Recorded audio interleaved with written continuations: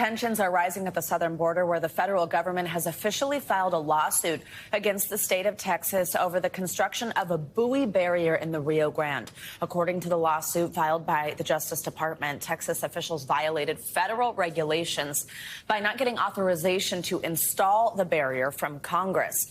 The floating wall is intended to deter migrants from crossing the border illegally. It's equipped with wrecking ball-sized buoys and 1,000 feet of barbed wire. Governor Abbott sent President Biden a letter on Monday ahead of the lawsuit saying, quote, "Texas will see you in court, Mr. President. In the meantime, Texas will fully utilize its constitutional authority to deal with the crisis you have caused." Vice President Kamala Harris spoke last night, calling the buoy wall inhumane. Across our nation, extremist so-called leaders demonize, target, and attack immigrants. In Texas, we see reports that authorities have pushed children and pregnant women who crossed the Rio Grande back into the river. People who refuse to provide water to other human beings who are in deadly 100-degree heat. Inhumane, outrageous, and un-American. The buoy barrier is the latest escalation in Governor Abbott's mission to increase security at the border under his Operation Lone Star plan. Critics, though, say his tactics are unnecessary given the drop in the number of border encounters and crossings this year. NBC News Homeland Security correspondent Julia Ainsley joins us now for more on this. Hey, Julia, good morning. So we just previewed a little bit of what Abbott's response was to this lawsuit and showed some of that letter. Did we get any idea of what the legal argument, though, is that the state plans to present in court?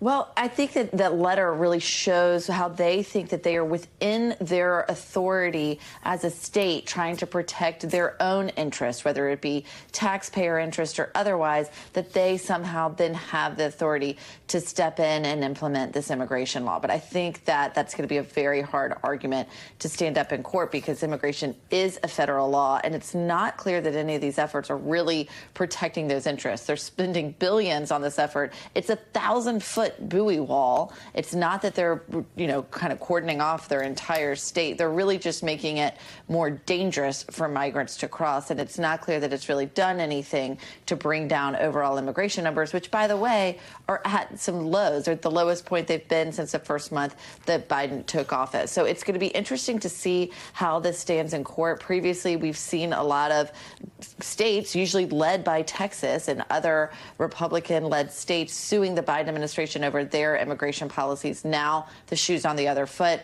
We'll see where this ultimately lands. It could be that they have a friendly to Texas judge when they start. Mm-hmm. If this ultimately goes to the Supreme Court, as so many of these immigration cases do, right, it'll be interesting to see where the Supreme Court lands when they ultimately do want to give power to presidents, and especially a future administration, to be able to implement immigration law. But they also do want to look at states' rights. And so it'll be interesting to see how this case ultimately plays out. But I think it's especially really a political one as we move further into 2024. This is going to be really kind of the picture of the fight here, and whether people think that immigration is something where immigrants need to be kept out at all cost, or whether they need to be welcomed into this country and given humane treatment. And this case perfectly lays that out. Julia, I do want to talk a little bit about the Biden administration's response to all this and addressing the lawsuit. They did so during a briefing yesterday. First, let's listen to some of that. What you see the governor doing is dangerous and unlawful, and it's actually hurting the process. It's hurting the process of what we're trying to do.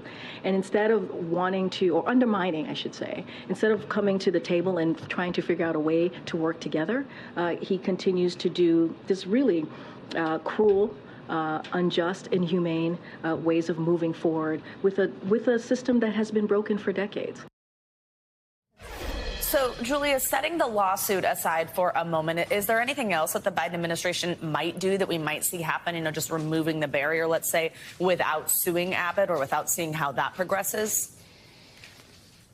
I don't think that's a showdown they're willing to have in the water. Or at least we haven't seen any indications that they're going to come in and physically take away what is the state of Texas property. But, you know, they could surge more resources, more. It's all happening in this one area of Eagle Pass, Texas. They could surge more Border Patrol there to try to, you know, dilute the number of Texas state troopers who are already there. They could do more to monitor some of these claims that we've already seen of inhumane treatment. It'll be interesting to see how this one really remote part of the state of Texas becomes a big picture of the immigration fight nationally.